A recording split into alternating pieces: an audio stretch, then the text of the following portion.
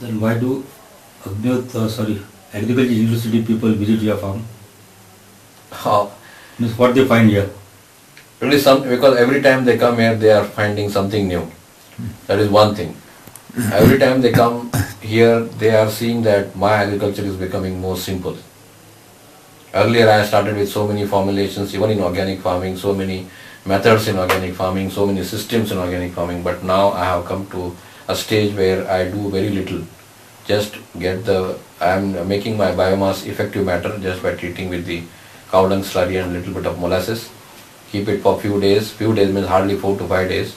Just put to the plants and just manage with the liquid slurry which I am which I am preparing from the biodigester, and the fertigation is done by the sprinklers. The rest remaining process is done on the farm in between the rows of the crop by the red millipedes, which are very actively dominating the farm.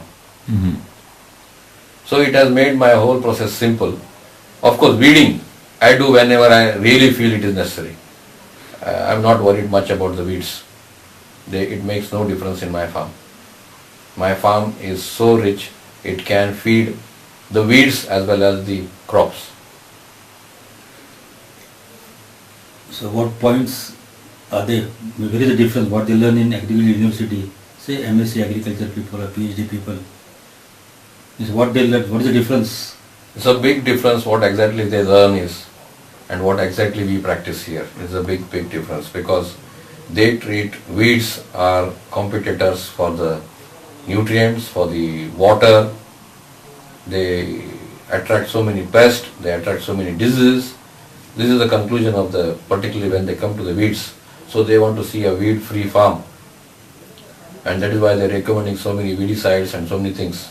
But I have shown them that weeds have nothing to do with, or literally again we have seen ultimately only few weeds survive after they compete with each other. Ultimately they come, some of the weeds remain there permanently, and they have got an excellent relationship with the crops.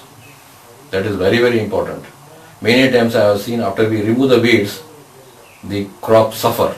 This I had seen particularly in a maize crop, maize as well as sorghum, because there are most of the weeds, at least 75% of the weeds are all dicotyledons. They are having nitrogen fixing properties. So these weeds are really helping the crops. In case you feel that they are competing for sunlight or something, as you just cut them, use them as a biomass for your green manuring. That is how you can use the weeds. And weeds, since they grow fast, they have a lot of nutrients in them. You can just take the weeds and put in your biodigester, where you digest with the cow dung and just prepare a ready-made food which goes to your crop. So ultimately it is not, you need not be after eradicating those weeds, you can make the best use of the weeds. That is an intelligence which is normally not taught in the universities. So that is a big difference. Then soil management, earlier, now they also have now realized the importance of soil and maintaining of the soil health. Earlier they were only after the NPK theory, but now they realize that the microbial is the most important than the NPK. So it's good that they have realized it is not too late. Even if the people start moving in this direction in a few years, India can have a very good soil. Then definitely they can increase the yield. What about that Mawa disease? I don't have any disease in my crop. But in general? In general, of course, the disease continues in other places because of the environmental factor which is affecting them. And this is the Homa which I have in my farm. Definitely it is taking care of that. Where the people don't have Homa, though they are doing organic, they still have some problems. Of course, they have increased the soil fertility, but any disease which is coming through environmental factor, they have not been able to control it. Of course, to some extent, better than the chemical farms, because basically in organic farm, the plants have better resistant properties. So definitely it helps. But still, when you compare to a Homa organic and only organic, Homa organic definitely is the advantage because of a good environmental creating bio-Homa therapy every day.